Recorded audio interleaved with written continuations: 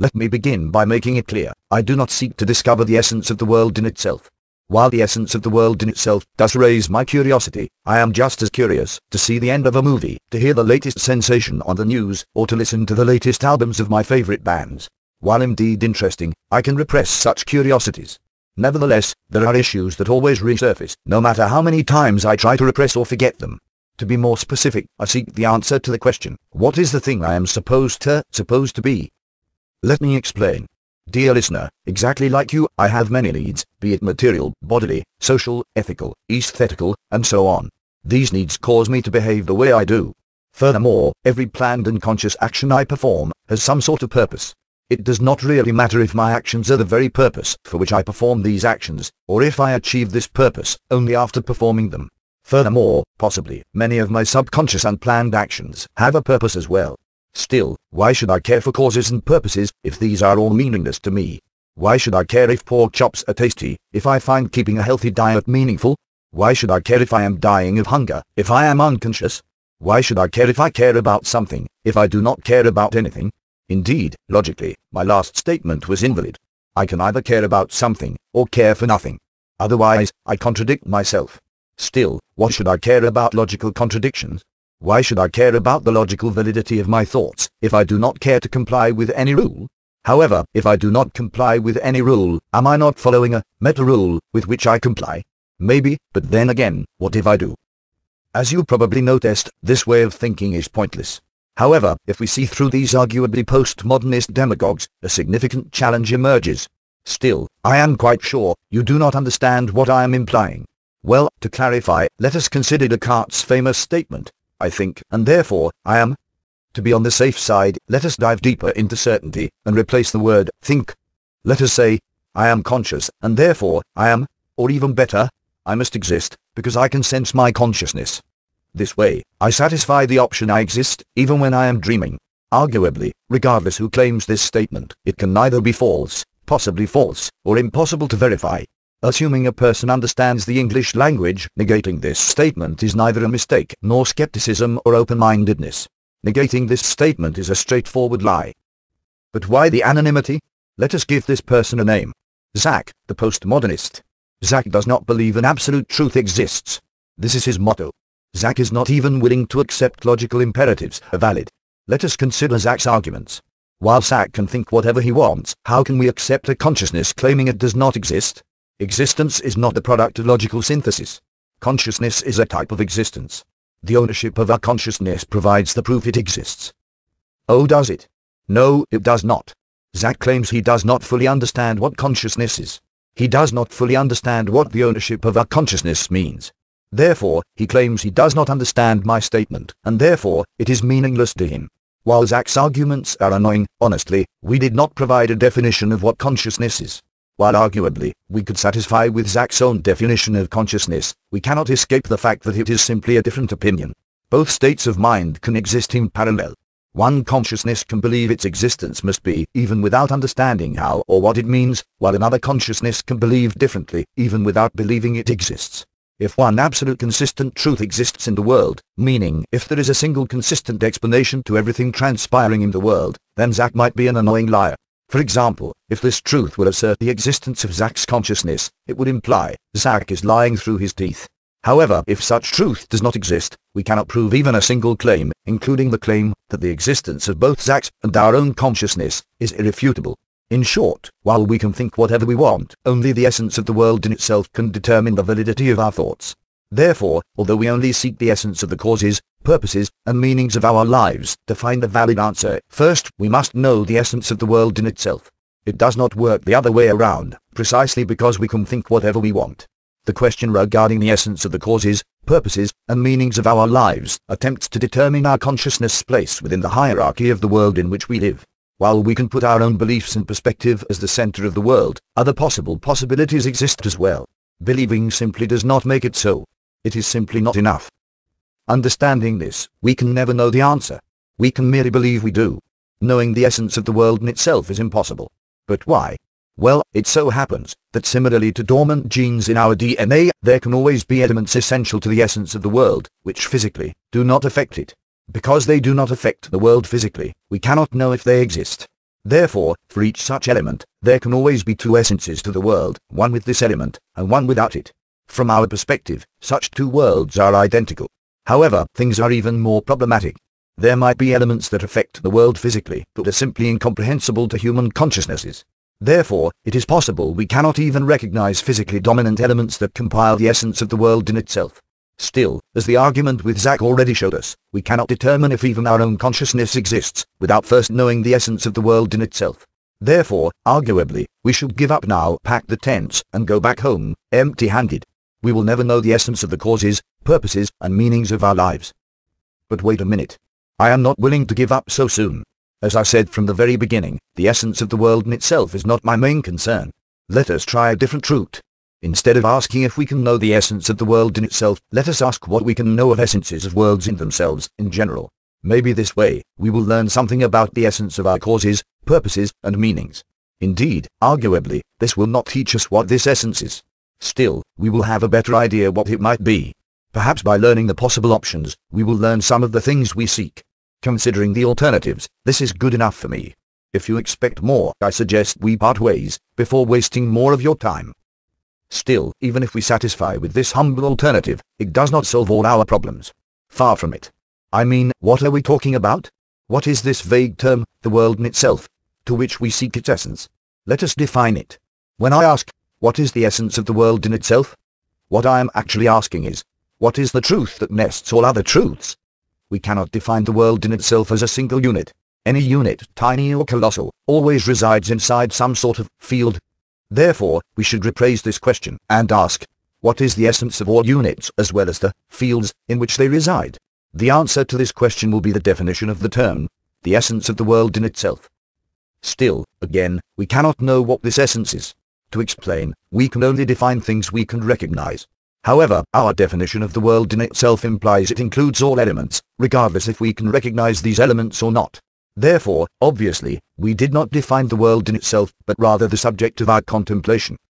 In addition, surprisingly, our definition of the world in itself may exclude some elements we can recognize. For example, had we proven that objects appearing in our dreams can exist only within the boundaries of our thoughts, and that a mechanism similar to a computer program produces thought in itself, meaning all the elements and processes involved in our ability to think, then the essence of the world in itself would permit the existence of thoughts about objects appearing in our dreams, but not their existence. To clarify, in many ways, this is similar to the three-dimensional illusion of a two-dimensional painting. Naturally, paintings do not yield a third dimension behind the cloth, regardless if we interpret the painting as representing a three-dimensional space. Considering this, we should change our definition again. Our new definition for the world in itself will be the group of elements that can produce other elements, and that no other element produces them, other than possibly themselves. I will use this opportunity to define the world as the collection of all producible elements. Therefore, the essence of the world is the world in itself. Our new terminology sheds a new light on Zach's annoying perspective. For Zach, the essence of the world in itself implies that thought takes no part in the world in itself. While indeed, Zach understands the world in itself produces him, he does not believe he is a part of it. Arguably, Zach's perspective identifies the world as the world of phenomena, and the world in itself as the world of ideas, but that would be imprecise. Such terminological translation implicitly suggests Zach believes there are no elements existing in both the world and the world in itself. However, none of Zach's claims demand this restriction. Regardless if we agree with Zach or not, his arguments show us a major difference between the world and the world in itself. While the essence of the world in itself must include existence, the essence of the world may exclude it. The same applies to our consciousness. It is possible our consciousness does not exist. Still, if it does not exist, then the illusion of its existence must exist. The essence of the world in itself can either include this illusion or produce it. Still, regardless, the world in itself exists. At the very least, the world and the world in itself are identical, or completely different. To clarify, something must exist, either our consciousness, or the elements producing the illusion of its existence. We cannot claim the world in itself does not exist at all. We can merely reduce the essence of the world in itself to a consistent rational model, which we can conceive in its entirety, or claim the essence of the world in itself is entirely inconceivable. We can deduce every possible essence for the world in itself from the relation it sustains with the world, meaning introducing and classifying all elements as either producing elements or the product of elements. Therefore, naturally, we would think we should focus our investigation on this issue. Still, sadly, things are much more complicated. To clarify, it is possible our consciousness exists only within the world, and not within the world in itself. It is possible we can never encounter the world in itself, as our consciousness cannot perceive it. Therefore, arguably, discussing the world in itself from the perspective of our consciousness could be impossible. Immanuel Kant already understood this issue, while Friedrich Nietzsche utilized this notion to affirm the prime arguments supporting his epistemology, the perspectivism. Therefore, it appears our path is blocked, and our journey is coming to its end. There is a chance we cannot discover anything, and it is all a waste of time.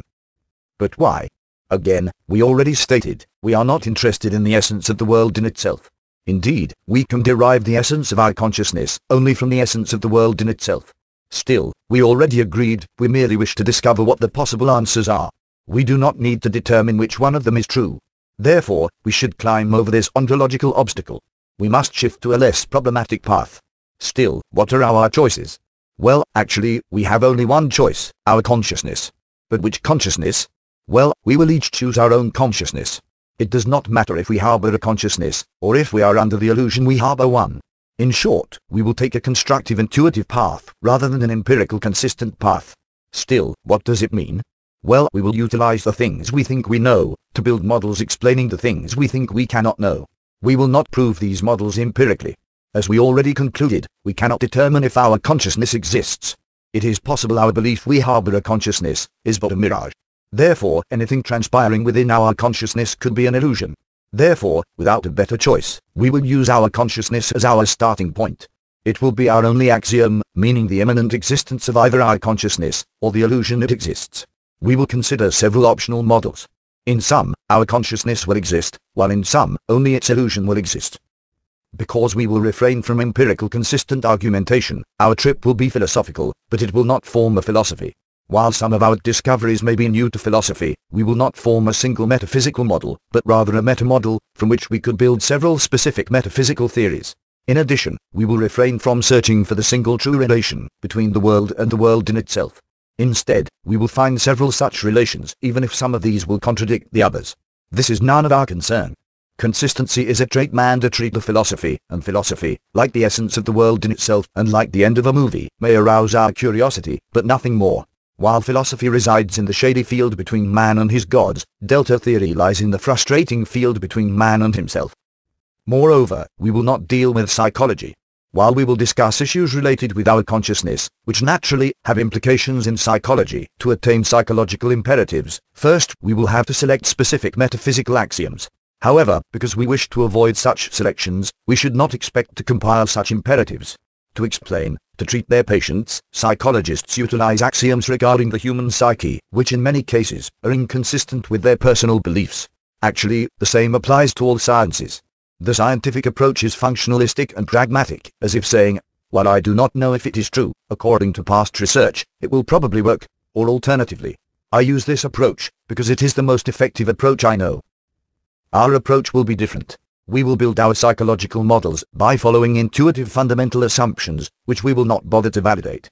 We will compensate on our scientific methodological error by offering a variety of theories in psychology.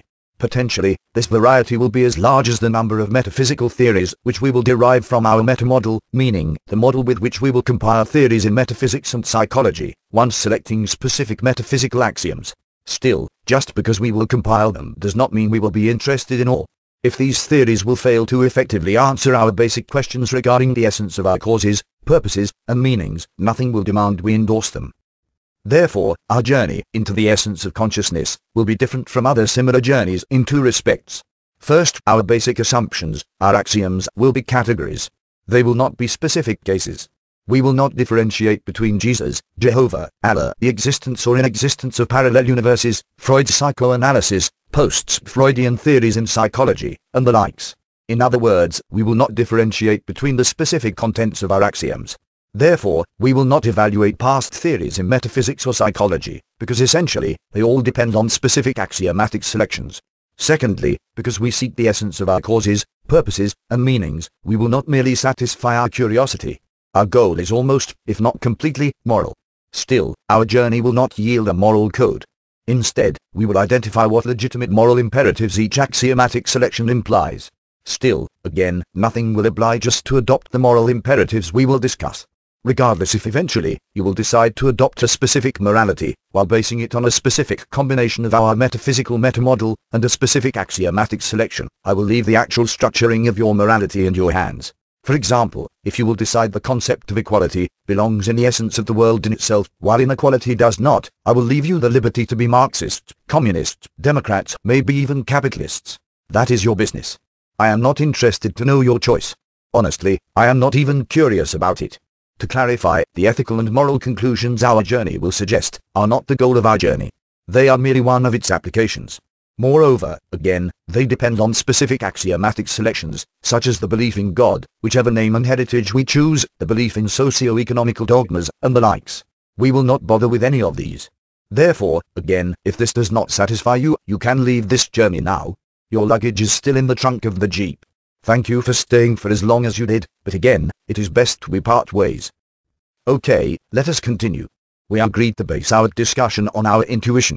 We will put whatever our intuition cannot access in a separate category, a separate drawer if you like, and we will do our best to avoid this drawer. We will label this drawer as the consciousness in itself. This drawer deals with the manner the world in itself produced our consciousness, meaning the manner by which the existence of our consciousness emerged from inexistence. Sadly, we could never validate whatever we may find in this drawer. To clarify, our consciousness, or its illusion, exists. Still, to the best of our knowledge, our lives began the day we were born. Arguably, we did not exist a day before the day of our birth, suggesting our existence emerged from nothing. Still, we were not there to witness the emergence of our consciousness, and therefore, we cannot validate anything regarding this crucial metaphysical event. Therefore, we must refrain from building our models while basing them on the contents of this drawer. This drawer is off-limit. We may compile our metamodel only from analyzing our conscious experiences, or alternatively, by analyzing the components of our consciousness. Arguably, the most intuitive analysis of consciousness yields two elements, states of consciousness and changes in states of consciousness. In many ways, such division is similar to the division between time and space, with space being an internal space, and time reflecting internal changes, meaning an internal time. As long as our consciousness does not change, our internal time does not tick. If the state of our consciousness changes rapidly, probably because of emotionally stirring circumstances, our internal time speeds up. However, this division is already problematic. But why? Well, ask yourself. Is it possible that because our consciousness does not change its state, our internal time would stop? While it may sound romantic, intuitively, it seems unlikely. Our body forces our consciousness to change constantly. Indeed, we can manipulate our body by sedating it. However, can we sedate our body to a point in which the state of our consciousness will not change at all? But what did I just say? Will not change at all? May we use such quantitative terms while discussing the manner our consciousness changes? Methodologically, no. Why? Well, such terminology implies the world produces our consciousness. To explain, as far as we know, our body exists in the world. Still, if our body can prevent the existence of our consciousness, metaphysically, it must yield our consciousness. However, if we reject the idea our body can stop our consciousness from changing, we imply that our consciousness must always change, regardless if materialistically, our body is completely frozen. The world's time stops while our consciousness still changes, implying the world cannot produce our consciousness, meaning the world in itself must produce it. To summarize, such terminology predetermines a relation between the world and the world in itself, or alternatively, that there are elements in the world in itself which may refrain from existing in the world, and vice versa. We must avoid such matters. Similarly, we cannot determine whether time is continuous or not. Arguably, it could be an illusion, similar to the illusion we experience while watching a movie. We think we see motion, while in actuality, all we see are still frames changing rapidly. There is no way we can determine the answer for this question intuitively. To solve it, we must first embrace a metaphysical theory. Still, as we already agreed, we will not. In short, even if we limit our discussion to our own consciousness, we must be careful. Our preconceptions mislead us. To clarify, considering our previous question, because we trust medicine and biology, intuitively, we think in terms of sedatives and chemical effects over our body, rather than metaphysical issues. We believe that because our discussion is scientific, we can refrain from asking metaphysical questions. However, as we just saw, our beliefs almost busted our philosophical Jeep on the first day of our journey. To conclude, we cannot predetermine any significant fact regarding the divisions of our consciousness. We must keep our divisions abstract, and refrain from predetermining anything about them without first adopting specific metaphysical axioms. Nevertheless, luckily, we can analyze our consciousness without predetermining any metaphysical axiom. For example, considering the states of our consciousness, intuitively, they consist of sensations. We will define a sensation as an element within our consciousness that in principle our consciousness can recognize separately from other elements within it. A sensation is similar to an intruder that enters our consciousness and shares our internal space. It does not matter what is the essence of this element. Moreover, some sensations may consist of several other sensations. For example, knowing will be the cognitive disposition, in which one sensation asserts another sensation, meaning, knowing is a synthesis of at least two sensations, one validating the other. Considering this, knowing has nothing to do with the absolute truth. Knowing merely represents two sensations, connected through a rationally affirming construct. Therefore, as far as we know, knowledge is identical to belief. We cannot distinguish between the two. Even if the things in which we believe are the absolute truth, we can never validate our beliefs. To explain, as we already understood, we cannot determine what is the essence of the world in itself. In short, the difference between belief and knowledge is in the confidence we have towards our validating sensations. It is completely dependent on the contents of our beliefs, meaning, it is subjective. Still, what about memory? Is it a sensation as well? Let us use our intuition. If memory was merely a sensation, then by definition, memories must be elements in our consciousness. All our memories must share our current internal time and space. However, if so, then how can we forget or remember anything? Furthermore, from our experience, we know that once we remember an event or detail from our past, we sense it. While memory is unquestionably a major player in our consciousness, it can exist as either a sensation or not. Therefore, we cannot define memory only as a sensation. Moreover, we cannot verify our memories are real. The essence of memory falls outside the boundaries of rational analysis, and therefore, without first adopting any metaphysical axioms, we should not address it. We should restrict our discussion to sensations and constructs of sensations. While arguably, there may be other elements, this foundation will have to do for now. Let us proceed to changes of states of consciousness. Earlier we understood, questioning the essence of these broad divisions requires we adopt metaphysical axioms. Therefore, we will avoid such questions.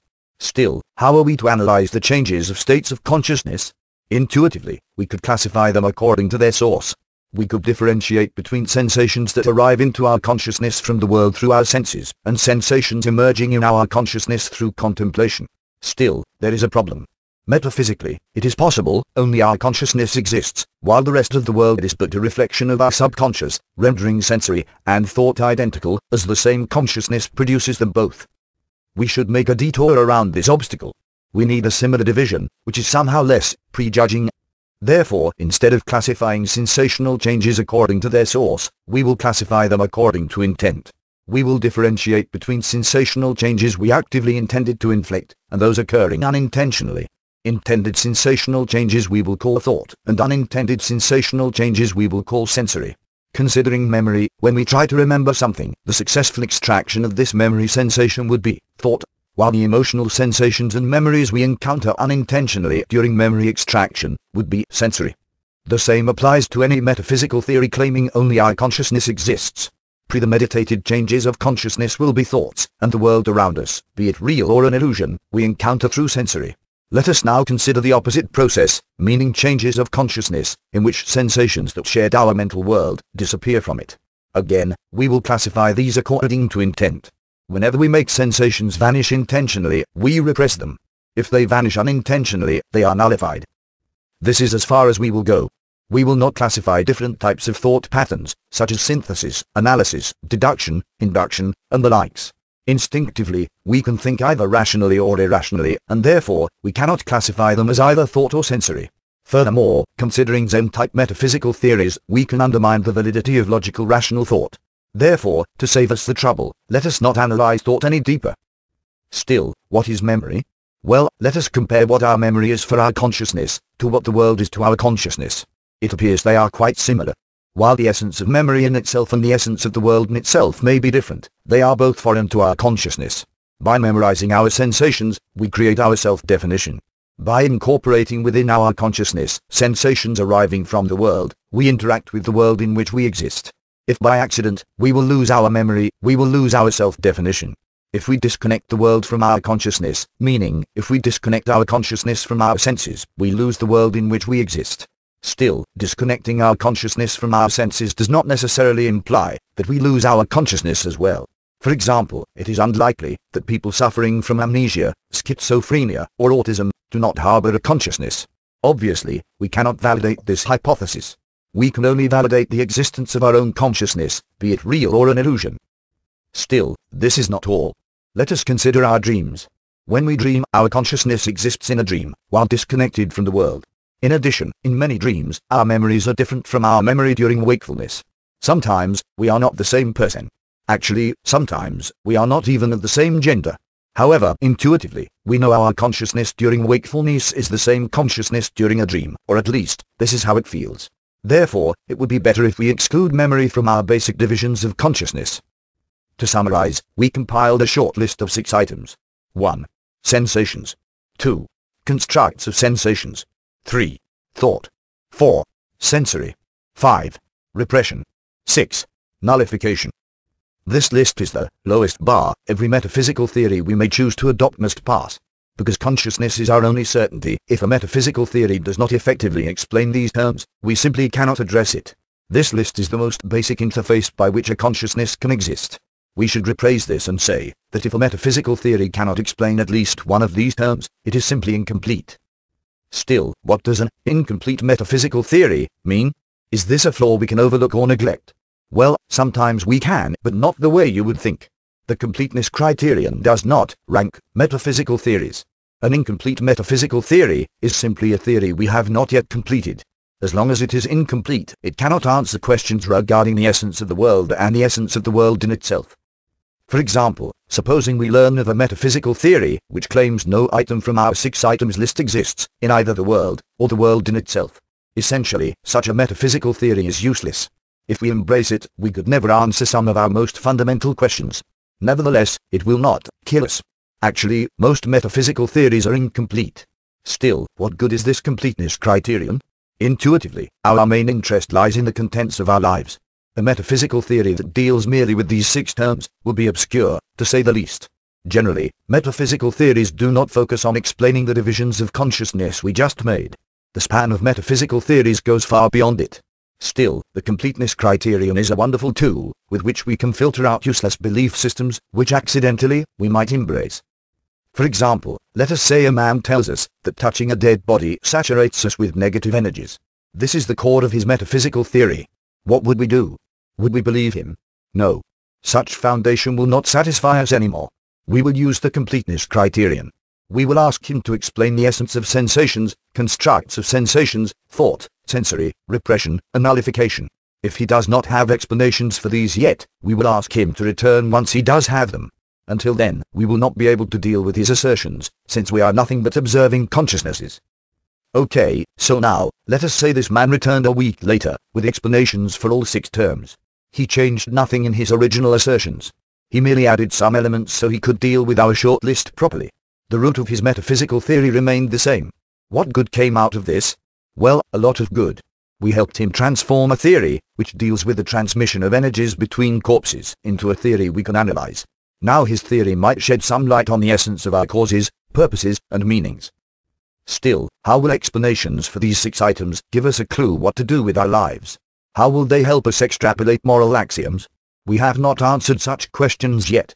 Until now, we merely explained why without them we could know nothing with certainty. Honestly, it is not enough. We cannot base moral axioms merely on explanations for the 6 items on our list. Nevertheless, we can determine what these moral axioms could be. For example, supposing we adopted a metaphysical theory, claiming our materialistic body causes all the 6 items on our list. In such a case, our bodily mechanisms must produce all our thoughts, urges, and wills. There are no spirits. There is just a matter of which our body consists. According to such a belief, we must reject any morality that will endanger our body unless our body justifies it. We will refrain from complying with the needs of the spirit, or soul, before the needs of our body, because according to this theory, the spirit does not exist when detached from the body. We will build our moral hierarchies according to the needs of the body. We will reject any form of asceticism without proving our body profits from it. We will ensure our spiritual will satisfy the needs of our body. We all have different bodies, and therefore, every individual body forms a balance of wills, according to which we will form our personal moral hierarchy. Furthermore, to prevent will damages to the body, we will answer questions of gain and purpose, in a manner which is consistent with our bodily mechanisms. By balancing thought with sensory, we will sense new purposes and cause us to attempt to attain them. In short, our body will be the meaning of our lives. Anyway, this is just one example.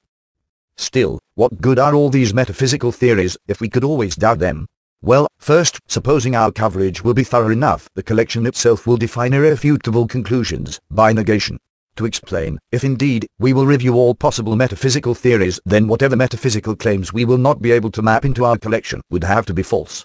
While admittingly, I doubt we could be this rigorous in our review, it is possible. Secondly, because we will base all the metaphysical theories we will compile on analyzing our own consciousness, potentially, they will provide us with the best theories to satisfy our needs.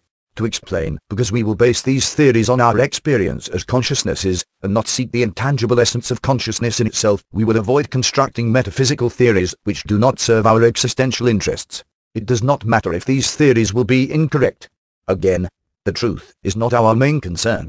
To explain, regardless if our consciousness exists, or if it is merely an illusion, our consciousness needs its causes, purposes, and meanings.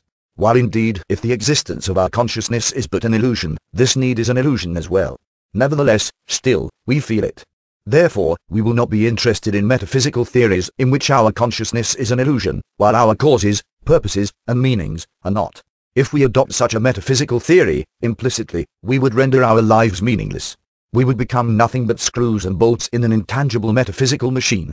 Even if it was the truth, we would have nothing to gain from this knowledge, as essentially, this would imply that we would never satisfy our most basic needs. However, because we know satisfaction is not beyond our reach, there is no justification for such a perspective.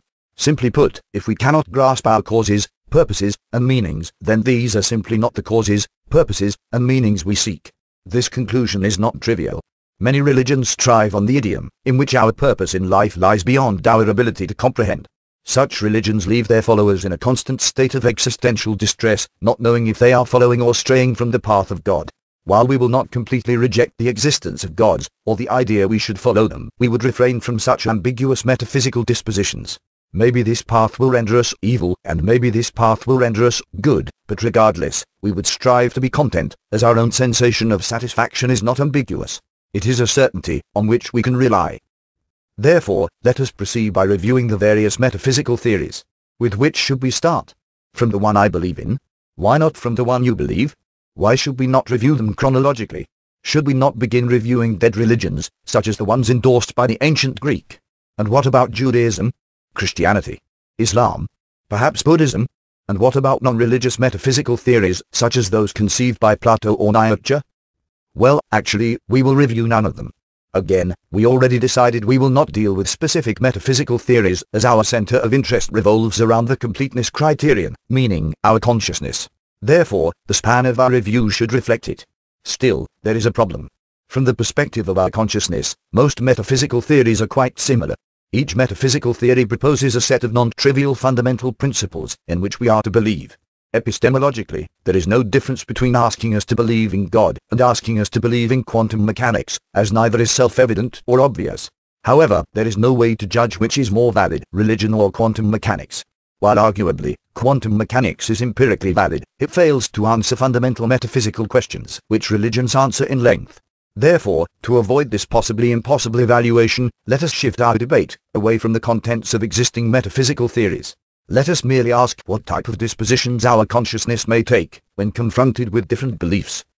We already mentioned the hybrid type, meaning the disposition in which we believe only in a specific set of unproven principles. Therefore, let us now review the borderline types, meaning the choice to believe in anything, regardless of rational justification and complete skepticism. Well, obviously, believing in everything in parallel is impossible. Even if we chronically shift our beliefs, we cannot believe in everything at the same time, as some of our beliefs are bound to contradict other beliefs. However, the opposite polarity, meaning believing in absolutely nothing, is not any better. If we believe in absolutely nothing, whenever we sense a sensation, we will refrain from validating it with any other sensation. It is not that we will believe our sensations are unreal. We would simply lack the motivation to bind sensations together and form constructs of sensations. Therefore, our consciousness would harbor nothing but raw sensations. Furthermore, we could not experience any form of intent. To have intentions, we must establish a rational link between cause and purpose. To explain, we must bind the reason why we do what we do with an effective course of action. However, if we refuse to believe in anything, we would refuse to believe any course of action is more effective than any other. Therefore, we would not be able to think about anything intentionally. Still, if we think about it, this is impossible. Our beliefs are instinctive. For example, we instinctively believe in gravity. Through experience, we learned that objects fall down once we let go of them in midair. Therefore, to negate this instinct, we must possess intent. In short, belief is not thought. Belief is a raw sensation we sense. Therefore, believing in nothing is impossible, as we must harbor a belief to negate it. To summarize, the consciousness of a complete skeptic is nothing like our own. Therefore, because we are interested only in metaphysical theories we can apply to ourselves, complete skepticism will not interest us. To conclude, in any metaphysical theory in which we might be interested, sensory must validate thought and form constructs of sensations. Still, even if the two polarities we just reviewed failed to yield us with useful insights, they showed us a method how to sort the vast variety of metaphysical theories that might interest us. We can divide and sort metaphysical theories according to the manner they balance thought with sensory. However, what could be the criterion by which we will differ between complete metaphysical theories? As we already understood, if our metaphysical theories are well thought of, there is no way to rank them. For example, if we consider Judaism, it is not that different from empirical sciences. Both utilize thought as the prime method for understanding the world. The only difference is that empirical sciences use empirical findings as their validating entity, while Judaism uses ancient texts. Still, in both, the validating entities exist in the world. However, metaphysical theories such as Zen, which attempt to undermine the validity of causality, cannot share the same category. Zen asks our consciousness not to seek explanations and persistently attempts to undermine the world's consistent rational appearance in order to see beyond it. From the perspective of the completeness criterion, Zen favors sensory over thought. To summarize, the more a metaphysical theory is consistent, the more it allows us to think, while the more a metaphysical theory introduces inconsistent arguments, the more it requires we use sensory. The reason for this is simple. An inconsistent principle negates itself, and therefore, it is impenetrable to rational analysis. Actually, any unproven metaphysical principle is inconsistent. In some minds, it spores out of thin air, while in other minds, it does not. Nothing obliges us to believe it is true, and nothing obliges us to reject it. Therefore, the manner by which we react to unproven metaphysical claims does not comply with rationality. However, this implies that in many ways, Judaism, empirical sciences, and Zen ask us of the same thing. They ask us to believe in some metaphysical claims, while rejecting others. This poses a problem for us. How will we differentiate between them? Obviously, counting the amount of inconsistent principles a metaphysical theory introduces is pointless. The amount of inconsistent principles a religion endorses does not interfere with our ability to think. For example, while the ancient Greek believed in a vast fantastic polytheist mythology, it never stopped them from thinking. Furthermore, I have no intention to review every metaphysical theory that may have crossed the fevered minds of every human throughout history. No way. We need categories. Therefore, let us pick up our philosophical machete, put the metaphysical fish on the table, sever its head, and cut its tail. Here you go. Our fish has been categorized. Beginning, middle, and end. The same we will apply to metaphysical theories. We will divide them into 3 categories. 1. Completely inconsistent. 2. Inconsistent. 3. Consistent. Metaphysical theories such as Zen, we will define as completely inconsistent. Such theories completely undermine thought. And what does Zen teach us, when considering our causes, purposes, and meanings? Well, nothing really. Nothing in the most explicit sense of it. Not only does Zen refuse to provide us with answers, it actually demands we refrain from asking such questions. Naturally, you can choose this option, as many other people have done in the past and present. However, personally, understanding I could only exist as a consciousness, I have no interest in these. Therefore, let us proceed to the inconsistent metaphysical theories category. In the inconsistent metaphysical theories category, we can find an almost infinite amount of theories, a number proportionate only to the number of thoughts that crossed the excited consciousnesses of human beings from the dawn of human history. In many of them, we will find inconsistent principles, hiding behind a web of logical arguments. In Western monotheist religions, the omniscient omnipotent God contradicts its inability to change anything in the world. The Western monotheist God knows our actions before we perform them, rendering concepts such as good and evil, reward and punishment, nonsensical. Considering empirical sciences, they do a terrible job answering almost all of our most basic metaphysical questions. For example, what was before the beginning of time? What was before the first cause? Considering existentialism, or Nietzsche's perspectivism, all these philosophies fail when dealing with issues related with the essence of the world in itself. It appears ontology is the Achilles heel of metaphysics. ontology repeatedly fractures the consistency of otherwise flawlessly consistent metaphysical theories. To keep all these metaphysical theories from collapsing, they always demand us to sense at least one ontological principle, while repressing other sensations. Nevertheless, inconsistent metaphysical theories provide us with many insights regarding the essence of our causes, purposes, and meanings. These insights vary between devotion to God through religion, devotion to progress through science, devotion to existence through existentialism, and so on. However, again, it is hard to analyze or rank this variety effectively, and therefore, we will postpone dealing with it for now. Still, what about consistent complete metaphysical theories? What can fill this category? Well, nothing. This category is empty. Actually, this is not that surprising. How can it be possible to explain ideas such as the essence of the first cause logically? Instinctively, our consciousness rejects any attempt to explain it rationally.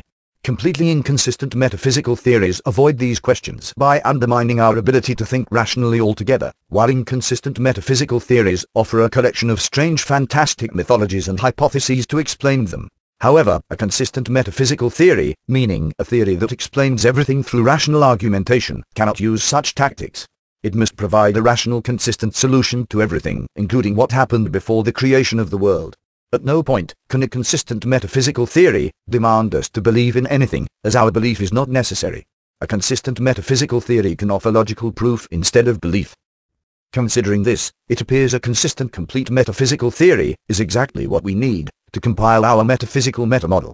Because consistent metaphysical theories do not introduce elements which they cannot rationally explain, essentially, they do not introduce elements which possibly could contradict other metaphysical theories. To clarify, unless an inconsistent metaphysical theory completely contradicts rationality, whatever is true to consistent metaphysical theories should be true to inconsistent metaphysical theories as well. Therefore, theoretically, all inconsistent metaphysical theories could borrow explanations from consistent metaphysical theories without risking their explanatory cause. To clarify, each inconsistent metaphysical theory could claim it is identical to a consistent metaphysical theory, apart from specific cases in which it negates rational thought. Therefore, had we had a consistent metaphysical theory at our disposal, essentially, we could identify each inconsistent metaphysical theory as its subset, with this consistent metaphysical theory being the metamodel from which inconsistent metaphysical theories can derive. However, as we just explained, this category is empty, and therefore, currently, our metamodel does not exist. What shall we do? Again, how can we explain the enigma of mechanical determinism consistently? How can we fill this deterministic explanatory hole without resorting to faith? How? Hey! Wait a minute. Determinism is also a type of belief, is it not? To clarify, as we already mentioned, we do not think causality. We sense it. However, consistent metaphysical theories do not require such raw inexplicable sensory. Consistent metaphysical theories explain everything through thought, rendering the world in itself an existing logical construct. Therefore, this solves our problem. The first cause is not really a problem, because it does not exist within consistent metaphysical theories by default. Consistent metaphysical theories predetermine that any element, whose existence we can completely explain rationally, can exist, while whatever contradicts any logical argumentation cannot exist. In a consistent metaphysical theory, the essence of the world in itself is logic in itself, meaning the metaphysical producer of rational consistency. In other words, every element existing in the world is a product of pure logic. Unless we define logic in itself wrongly, contradiction simply cannot enter consistent metaphysical theories. Therefore, in order to populate this category, we should redefine logic so we could map all the consistent elements in the world in a logical and consistent manner. Still, what exactly is a consistent element? Obviously, within a consistent metaphysical theory, every element in the physical world is consistent. Only logic can produce physical elements, as logic is the essence of the world in itself. In addition, everything we can sense or think is a product of logic as well. Therefore, whatever sensation occupies our consciousness, it must be consistent. Make no mistake. The contents of some of our thoughts can surely be inconsistent with the contents of some of our other thoughts. A consistent metaphysical theory is not an insurance policy. We can always make mistakes. To conclude, it appears we need to define a new model for logic. Therefore, it is time we end the introduction of Delta theory and begin its first chapter.